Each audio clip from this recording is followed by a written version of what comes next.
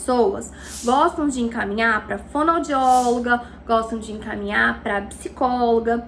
E eu acho super importante esse acompanhamento. O grande problema é que muitas vezes perde-se muito tempo até encontrar uma profissional, depois conseguir horário na agenda dessa profissional, depois essa profissional ela inicia um processo de avaliação e aí muitas vezes esse processo de avaliação ele é demorado. Ela faz uma primeira sessão de entrevista com os pais, na semana seguinte ela faz outra sessão com a criança, aí ela começa a desenvolver um vínculo, depois que ela começa o processo de avaliação, às vezes a gente perde entre aspas, 2, 3, 4 meses para completar todo esse processo. E aí a criança não começa um processo de intervenção, fica muito tempo no processo de avaliação, a escola e a professora sem um acompanhamento, sem uma orientação do que deve ser feito, e a família também, e a família achando que tá tudo bem, porque as pessoas precisam muito de um laudo, né? É psicológico isso, é da cabeça delas, elas precisam de ter esse laudo, porque é só a partir desse laudo que na cabeça delas, elas podem começar a intervir. E isso está totalmente errado, e isso só prejudica o processo de intervenção das crianças. Então, eu acredito que o mais rápido seria encaminhar para um neuropediatra ou para um psiquiatra infantil, porque essas pessoas são as pessoas que podem dar laudo médico. Os psicólogos, por exemplo, eles podem dar diagnóstico. Então, eles podem dar ali um certo diagnóstico, mas eles não podem dar laudo médico, tá?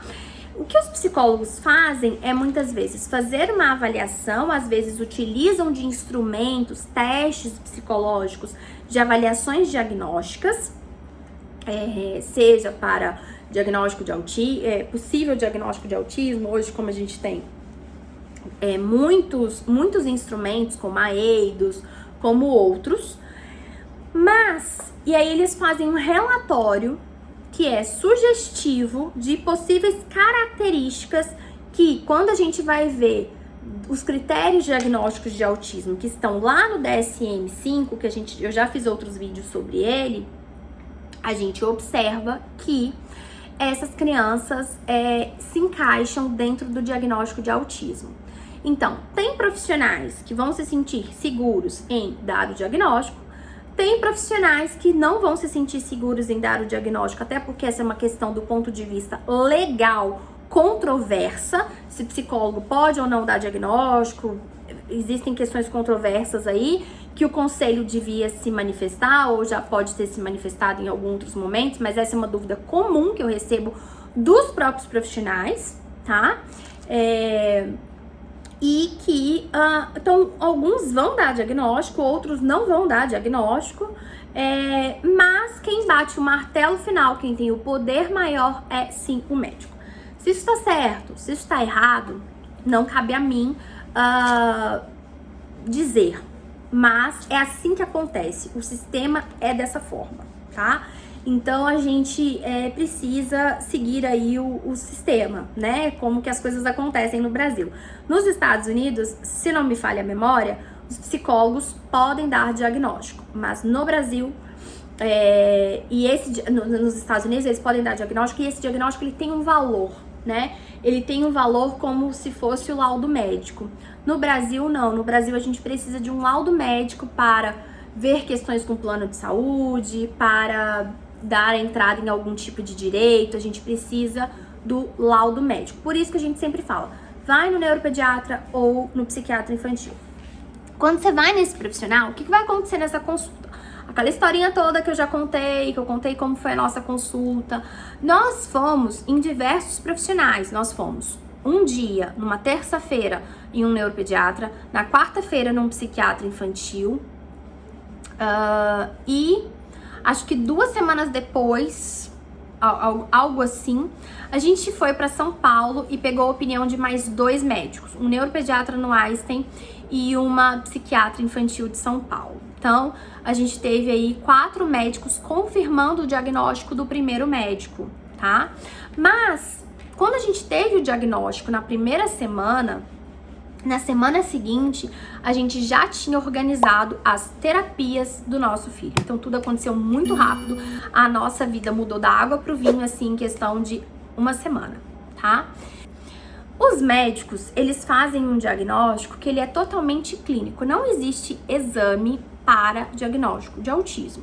Não existe uma ressonância magnética, uma tomografia, qualquer coisa que confirme para você o diagnóstico de autismo. Não existe isso. Então, a gente tem aí um diagnóstico que é 100% clínico. Se aquela criança, ela se encaixa dentro daqueles critérios que estão trazidos dentro lá do DSM-5, e eu tenho um outro vídeo que eu falo dos critérios do DSM-5, tá? Então, tem alguns médicos que vão pedir exames para descartar questões neurológicas, como, por exemplo, epilepsia. Por quê? Porque existe uma porcentagem, que agora eu não vou me lembrar o número exato, mas existe uma chance maior comparada a uma criança sem autismo, de uma criança com autismo ter epilepsia. Não quer dizer que toda criança com autismo tem epilepsia. Não é isso que a Michelle disse, né? A Michelle disse que uma criança com autismo tem uma chance maior de ter epilepsia do que uma criança que não tem autismo, tá? Nós sabemos que nós temos comorbidades no autismo. Então, são condições, são diagnósticos que vêm junto com autismo. A gente já até fez uma série de posts sobre isso, tá? Autismo com TDAH, autismo com epilepsia e uma série de outras coisas, tá? Então, tem médicos que vão pedir esse exame. Tem médicos que vão também falar para vocês fazerem exames genéticos, tá? Exames genéticos para que vocês possam identificar, para ver se vocês conseguem identificar as causas do autismo, se vocês conseguem ver alguns marcadores genéticos aí para vocês. Nós nunca tivemos interesse em fazer esse tipo de diagnóstico, mesmo eu estando grávida de um segundo filho, mesmo eu não descartando a hipótese de ter um terceiro filho, meu Deus, mas nós nunca tivemos interesse nessa investigação genética. A gente focou naquilo que a gente podia controlar. Aquilo que a gente podia controlar era a intervenção dele. Eram as terapias, era ajudá-lo nos atrasos, tá? Então, às vezes, as pessoas, elas fazem assim, um auê, um fuzuê, fazendo exames, os médicos pedindo exames desnecessários para as famílias, exames, às vezes, que precisa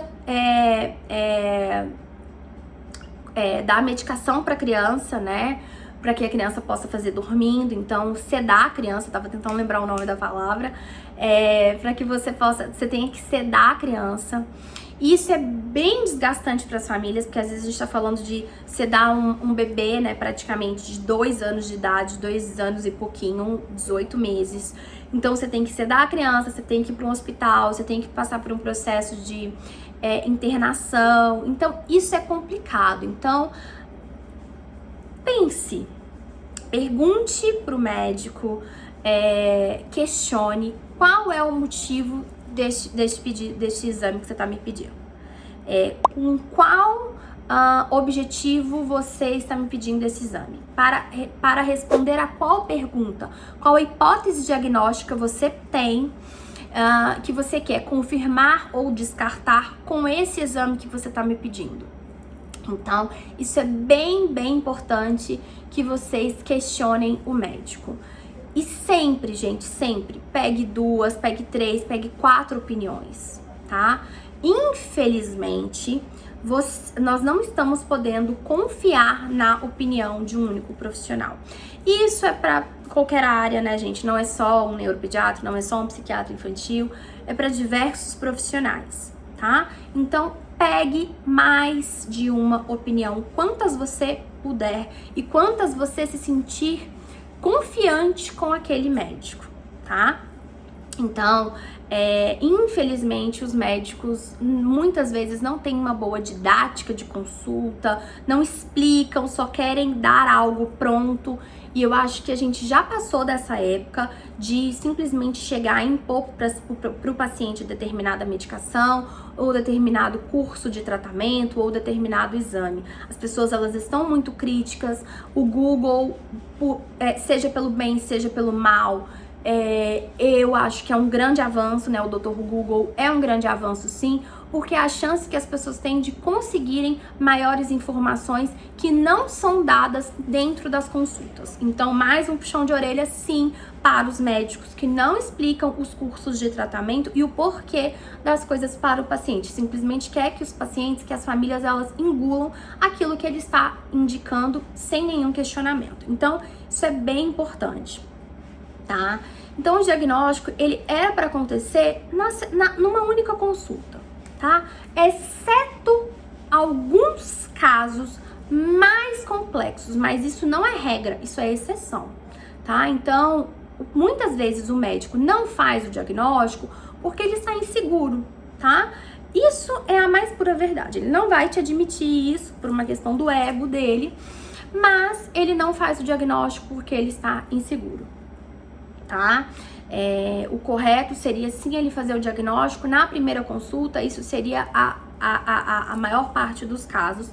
E em alguns casos ele solicitar uma avaliação mais detalhada do ponto de vista aí com psicólogo, com fonoaudiólogo.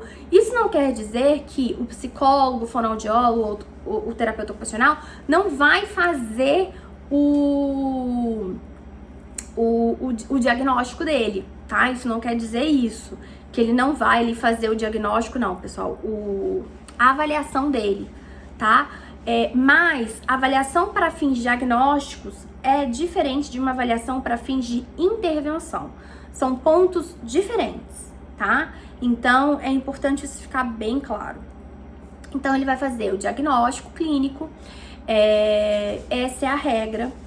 E nessa consulta, ele deve também fazer o quê? Ele deve dar as coordenadas sobre a intervenção dessa criança.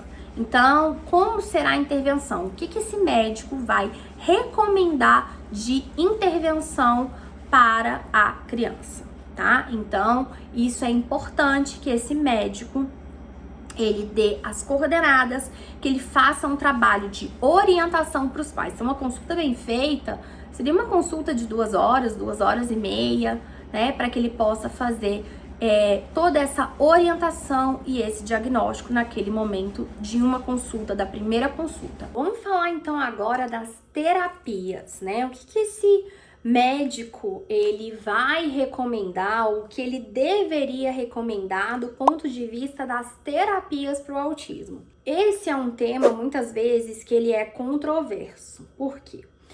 Porque as pessoas elas vão ter diferentes preferências para o tipo de terapia que elas vão recomendar para os seus pacientes.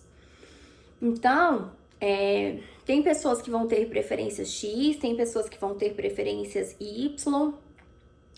Cada vez mais nós estamos tendo uma preferência por intervenção, que se chama intervenção ABA.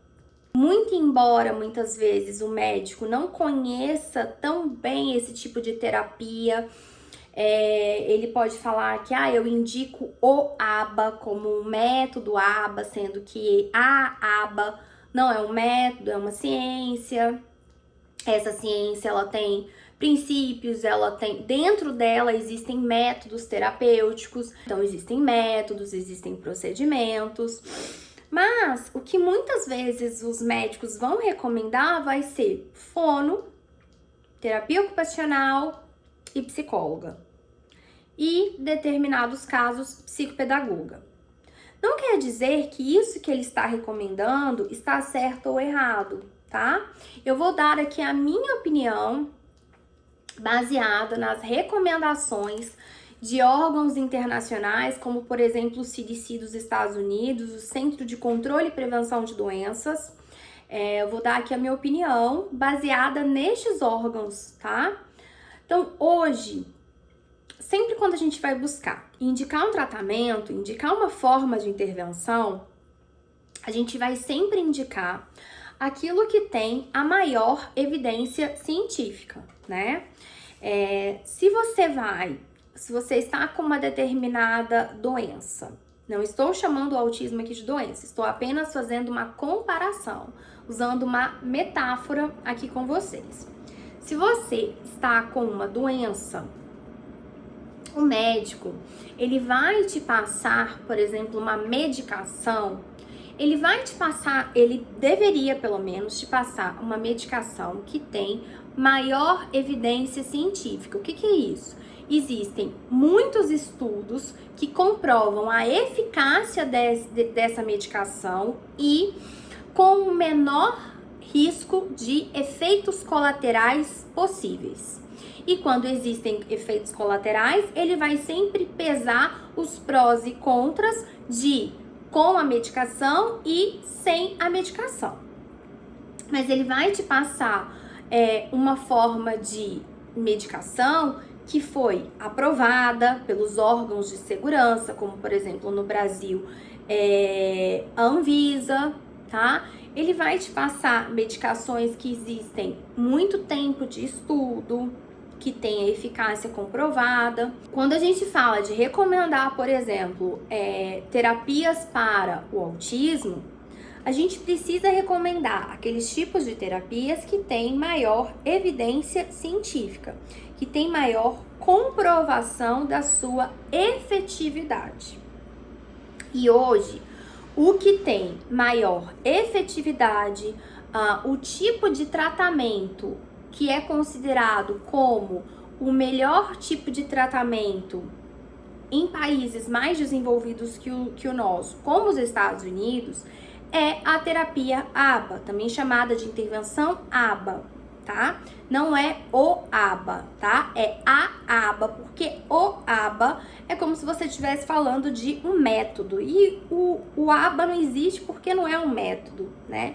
Não tem isso de você fazer o ABA, eu tô fazendo ABA, meu filho tá fazendo ABA, não tem isso, tá? Porque a ABA não é uma coisa que você pega, você leva de um lugar para o outro, não existe, essa forma ela está errada. Então a forma correta seria que essa criança está recebendo a intervenção ABA ou a terapia ABA, feita por um terapeuta ABA ou por um analista do comportamento. Esse profissional pode ser, conforme já amplamente aceito pela comunidade, um profissional da saúde ou um profissional da educação. Então, você pode ter um fonoaudiólogo, terapeuta ABA, um psicólogo, terapeuta ABA, um psicopedagogo, terapeuta ABA, um pedagogo, um educador físico, um terapeuta ocupacional. Então, os profissionais da saúde e da educação. Não existe lei sobre isso, não existe regra sobre isso. Por quê? Porque a terapia ABA não é uma terapia, não é uma profissão, essa não é uma profissão, né, de terapeuta ABA, de analista do comportamento, não é uma profissão regulamentada, que possui normas específicas, regras específicas, que possui um conselho. Isso não existe, tá? Mas aqui nós estamos falando de boas práticas, né, de práticas adequadas, que são eticamente corretas. Então eu diria que seria um profissional da saúde ou da educação. A gente também tem outros vídeos sobre isso lá no canal do YouTube. Diogo, meu marido, que é advogado, meu sócio, já fez sobre a questão da profissão e de uma série de coisas. Então, vocês têm conteúdo lá, tá? Sobre isso.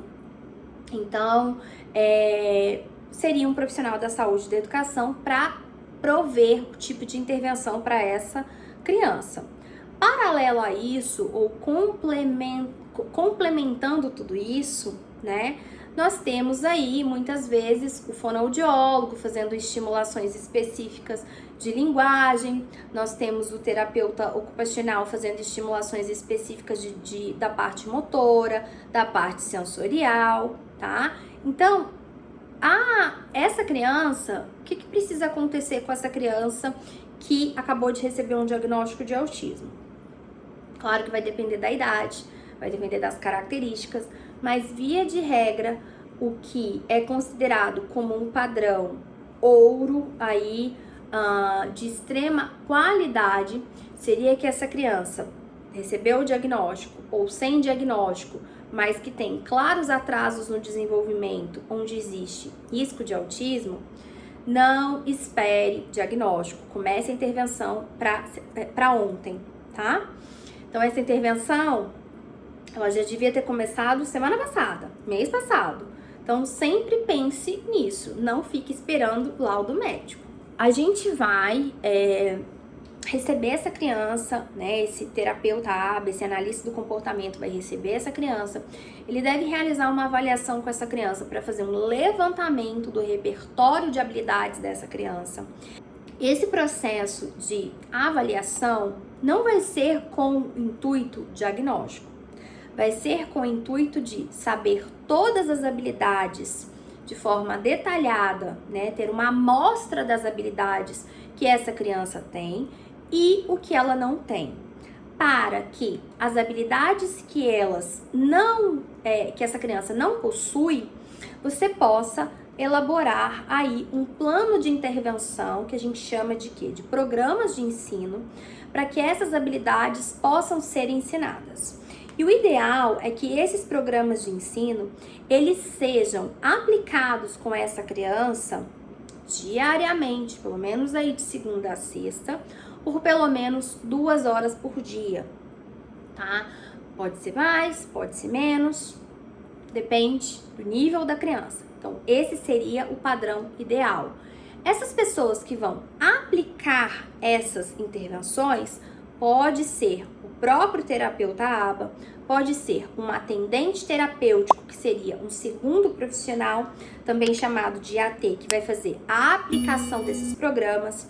Esse profissional também é chamado de aplicador ABA. Então, esse profissional vai aplicar esses programas de ensino. Esse profissional pode ser um profissional formado, pode ser um profissional estudante, estagiário, pode ser um profissional que nem precisa estar na faculdade, mas que seja bem treinado, bem assessorado, bem supervisionado. Pode ser um profissional que tenha apenas o ensino médio. Pode ser a própria mãe, o próprio pai, a babá, desde que ele seja bem treinado, tá? E bem supervisionado, bem acompanhado, tá? Então, nós temos esse profissional que é quem vai fazer aí a aplicação destes programas de ensino diariamente, vai fazer o registro dessa aplicação de programas, vai fazer a prestação de serviço mais próxima da criança. Então, geralmente, é assim que as coisas deveriam ocorrer em um cenário ideal.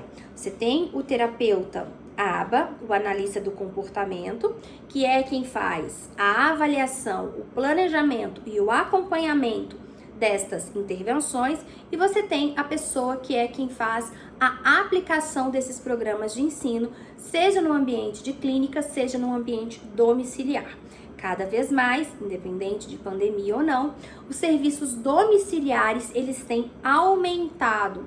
Então, as famílias têm preferido, muitas vezes, receber esse atendimento em casa, porque acaba sendo mais confortável para a família e para a criança, que não tem que ficar numa sala de espera, né? A família, no caso, a mãe, o pai, não tem que ficar numa sala de espera, esperando que aquela terapia aconteça. Muitas vezes essa família tem outros filhos, a família tem que trabalhar, e aí acaba que fica complicada a dinâmica, né, dessa família, né? Eu sei disso porque nós vivemos isso na pele durante 1 ano, saindo de consultório para consultório, criança dorme dentro do carro, acorda a criança para terapia, a criança acorda chorando, volta para casa dormindo, não janta, não se alimenta direito, quebra o fluxo de sono, principalmente quando a gente está falando de crianças menores, de 2, 3 anos de idade, tá? Então isso aí é bem importante. Esse profissional também, esse atendente terapêutico, ele pode ser tanto no ambiente domiciliar quanto no ambiente escolar. Então aí a gente entra em outra seara, que é a vida na escola. Como que é essa vida na escola pós-diagnóstico? Bom, essa vida na escola pós-diagnóstico, quando essa criança tá mais novinha, é tudo mais fácil, né? Na educação infantil é tudo mais fácil. É tudo mais tranquilo, porque menos adaptações vão ser necessárias, porque o nível de cobrança e o nível de atividades na educação infantil é totalmente diferente do que se pede lá no ensino fundamental, onde as crianças entram no primeiro ano, no segundo ano. Aí o processo de alfabetização já vai ser muito mais cobrado, né? No segundo ano, geralmente essa criança já começa a ter atividades avaliativas,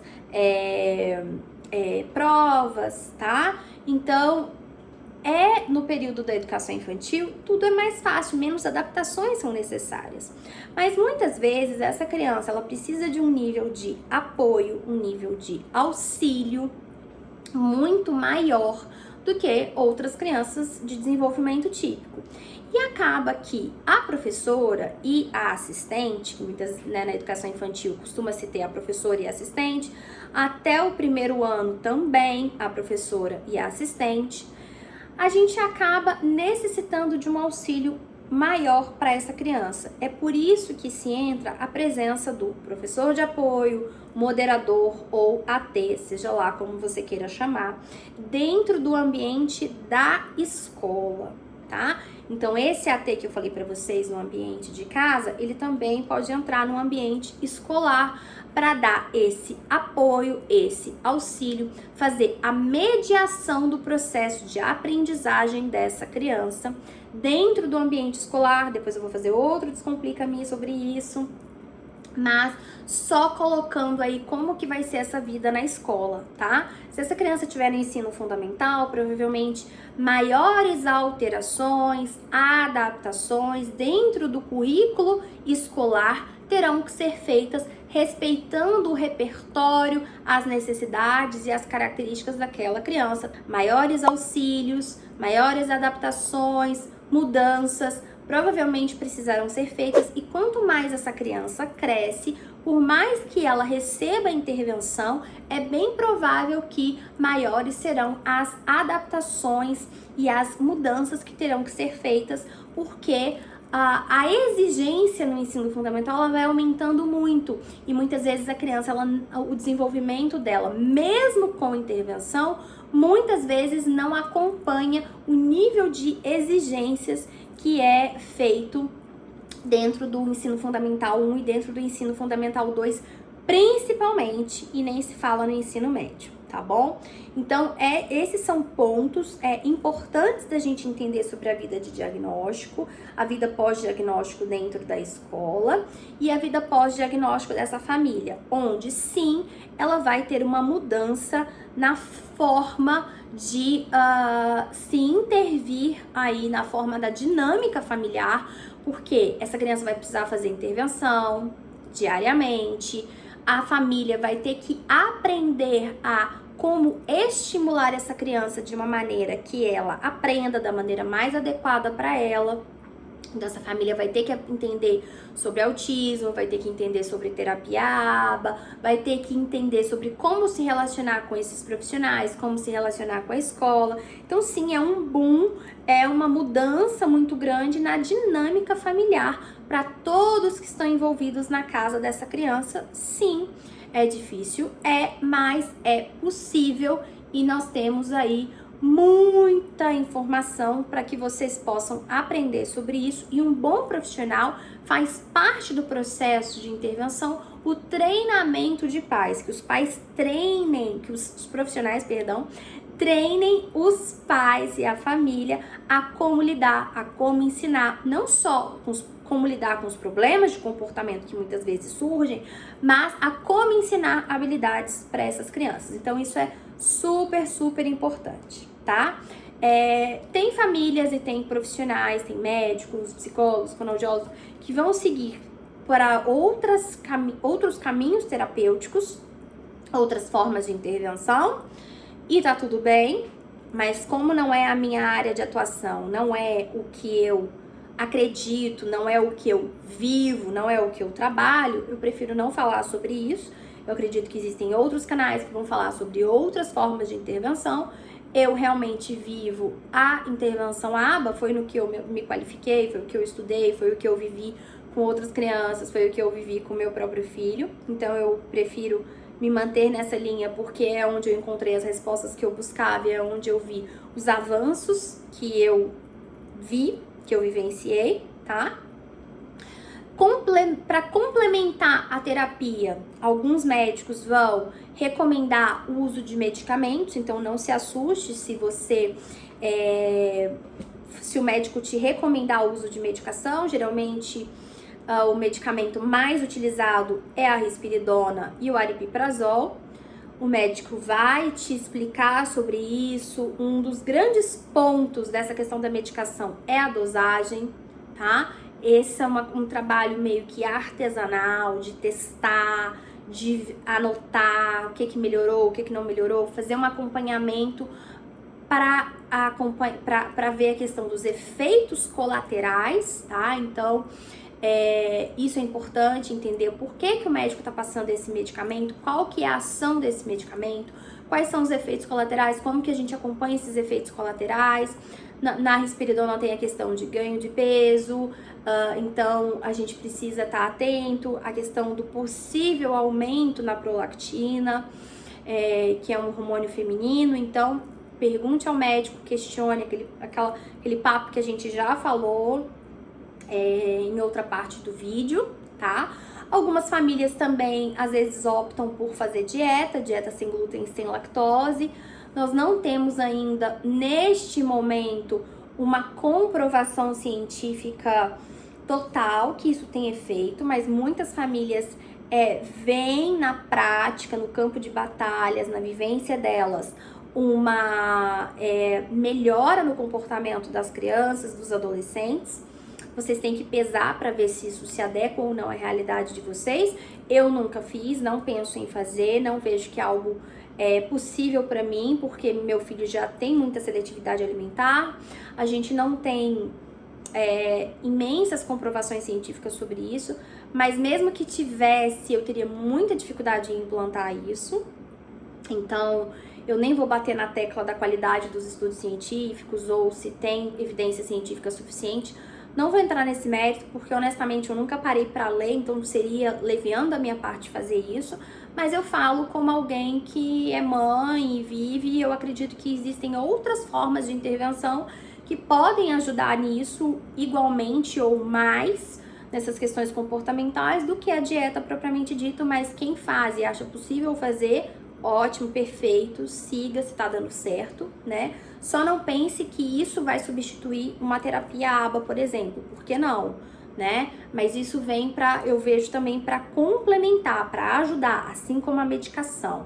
Então você vai agindo ali de diversas formas, mas uma das formas que eu vejo um papel assim fundamental é uma terapia bem feita, é uma terapia intensiva, é a terapia ABA, é a participação dos pais, é a estimulação dos pais com essa criança, porque o dia tem 24 horas por dia, a semana tem 7 dias na semana, e você não vai colocar o seu filho o tempo todo em terapia dentro de um consultório, até porque vocês precisam viver, né? Vocês vão viajar, vai ter feriado, vai ter férias, vai ter Natal, vai ter Ano Novo, um monte de coisa, e vocês vão precisar aprender a como lidar com todas essas situações, como lidar com todas essas variáveis, né? Então, eu espero ter esclarecido esses pontos para vocês, eu espero ter clareado, né, trazido aí clareza sobre onde que você tem que ir, quem que você tem que procurar. Eu sei que o diagnóstico ele tem um impacto econômico na vida das famílias devido ao custo dessas terapias. Muitas famílias entram com o processo na justiça para fazer com que o plano de saúde arque com essas terapias. Muitas famílias têm ganhado, outras famílias não. Nós estamos cada vez mais com aumento na oferta de profissionais, isso claro que faz com que o preço das terapias comece a cair, porque é questão de lei da oferta e da procura, né? Então, se eu tenho poucos profissionais e muita demanda, o preço desse profissional vai subir, mas claro que sim, é uma terapia muitas vezes mais cara pelo nível de individualidade que existe. pelo custo de formação dos profissionais, que não é barato. Então a gente também tem que ver o lado dos profissionais, ser justo com eles. Muitos eles, né, têm um investimento muito alto, é um investimento em compra de material, compra de livro, aperfeiçoamento em curso, pagamento de supervisão. Então por isso que é caro. Uma forma de baratear de repente, com que o pai ou a mãe faça a maior parte das horas e seja treinado e supervisionado por um outro profissional, que seria o terapeuta ABA ou o analista do comportamento, e ver a real necessidade da entrada de outras intervenções, porque às vezes não tem horas suficientes no dia para que essa criança possa fazer todo tipo de intervenção, né? Como, por exemplo, eu gostaria muito de poder fazer musculação, pilates, natação e drenagem linfática. Seria muito bom para minha saúde que eu pudesse fazer todos esses tipos de ações em prol do meu corpo, em prol da minha saúde. Porém, o dia só tem 24 horas e eu tenho muitas demandas para conseguir fazer todas essas coisas. Logo, eu preciso escolher, e cardio, né? Eu queria correr, fazer esteira, alguma coisa assim. Mas o dia, igual eu falei para vocês, eu tenho que escolher determinadas ações, para ver o que vai ser melhor para mim naquele momento. Pode ser que num determinado momento, vai ser eu fazer o pilates ao invés da musculação. Pode ser que em outro momento vai ser fazer a musculação ao invés do pilates. Então, essa também é outra metáfora para vocês pensarem, outra comparação para vocês pensarem no que vocês vão escolher naquele momento em termos de terapias, porque vocês vão ver ir para fono, ir para TO, fazer integração sensorial, ou ir para TO para fazer a estimulação motora, fazer aula com educador físico para o desenvolvimento psicomotor, fazer musicoterapia. Então, assim, são muitas coisas, né? Então, de repente, vocês vão ter que pensar e discutir com os profissionais, com vocês entre família, com o médico, para que vocês possam fazer as escolhas e dosar o que vai ser importante naquele momento em termos de terapia. Às vezes vai ser uma coisa em detrimento de outra, e às vezes vai ser naquele momento, né? Então, assim, mas via de regra, a gente sempre, assim, por um bom período, nós estamos nessa vida desde os 2 anos e 5 meses, com 2 horas de terapia diária, de segunda a sexta, há muito tempo, né? Então, desde os 2 anos e 5 meses até os 9 anos, 2021 vai ser assim. Então, a nossa rotina, por exemplo, é de manhã na escola, são 4 horas na escola, depois em casa, 2 horas de atividade em casa, 2 a 3 horas, isso varia em alguns momentos, de atividade em casa, de trabalho desses programas de ensino. Muitas vezes na escola esses programas de ensino também são praticados junto com outras atividades, né? Então, e a gente também agora vem tentando inserir a piscina, né? Alguma atividade aquática na nossa casa mesmo. Então, eu tô citando esse exemplo só para vocês pensarem, porque não é possível fazer tudo. Senão a gente cai no efeito contrário, que é do excesso de atividades. A criança chega extremamente cansada no consultório, ela não rende. Às vezes você quer fazer uma terapia dentro do horário que é apropriado pro terapeuta e não do que é apropriado para a criança. Às vezes aquele horário é o horário de sono da criança. Às vezes é um excesso de terapia que impede com que essa criança viva a rotina familiar, por exemplo, com os irmãos, ou com o irmão, ou com o pai, ou com a mãe. Então a gente acaba às vezes tendo uma criança criada dentro do consultório e não criada na vida, né? Então isso é bem importante, tá? Da gente refletir, porque às vezes a criança começa a ter problemas de comportamento não por causa do autismo, mas porque ela está extremamente cansada. Você acordou ela para ir para terapia. Então, isso no início quando os pais acabam de receber o diagnóstico, eles às vezes querem fazer todas as terapias, principalmente quando eles às vezes não estão pagando diretamente, alguém está pagando, seja algum programa governamental ou seja o plano de saúde. Mas, às vezes, menos é mais, tá? Então, pensem, reflitam, porque muitas vezes menos é mais, tá? Então, você precisa refletir. E terapias muito curtas também, de 30 minutos, também não costumam ser muito eficazes, porque muitas vezes você vai gastar 1 hora e meia para se deslocar e você vai ficar 30 minutos lá, tá? Então, assim, a terapia, você precisa ter essa unicidade de objetivos de ensino, onde todos os profissionais trabalham os mesmos objetivos de ensino, e essa questão dos programas de ensino serem aplicados diariamente. Então, esses objetivos de ensino, dentro deles vão estar áreas diversas do desenvolvimento infantil. E esses objetivos de ensino e esses programas de ensino, eles são elaborados com base numa avaliação detalhada da criança, tá? Então, a gente pega pequenas unidades de ensino, pequenos comportamentos e começa a ensinar cada um deles para a criança, de maneira que a gente faz isso de forma sistemática e vai acompanhando o desenvolvimento dela para que daí a gente vá mudando esses objetivos de ensino, colocando coisas mais complexas, para daí a gente ir trabalhando passo a passo. Mas o que a gente vê é que não é tão proveitoso para a criança. Ela vai para a fono trabalha uma coisa só lá, e às vezes ela vai para a fono uma vez só na semana ou 2 vezes na semana. Ela faz uma sessão de 30, 40 minutos. Aquilo que a fono trabalhou, só a fono trabalha. E aí aquilo não é trabalhado mais e mais vezes. Então a gente vê que isso não é tão efetivo quanto pegar uma coisa que você quer ensinar todo dia, até que essa criança aprenda. Ela aprendeu? Você passa pro próximo objetivo de ensino, tá? Claro que tem muita coisa para falar dentro disso, mas é só uma visão geral de raciocínio, da racional por detrás de tudo isso, para que vocês possam fazer escolhas que de fato vão beneficiar as crianças, para que as crianças não sejam expostas a tratamentos que muitas vezes não vão fazer tanto resultado, não vão ter tanto resultado como outros, tá certo?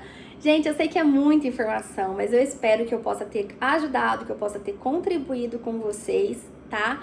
E que realmente vocês consigam tomar decisões tendo a visão do todo. Pelo menos é o que eu gostaria de ter feito quando eu tive o diagnóstico. Então eu fiz um vídeo aqui que eu gostaria de ter assistido quando eu tive o diagnóstico, tá certo? Um grande beijo e até o próximo Descomplica-me. Tchau, tchau!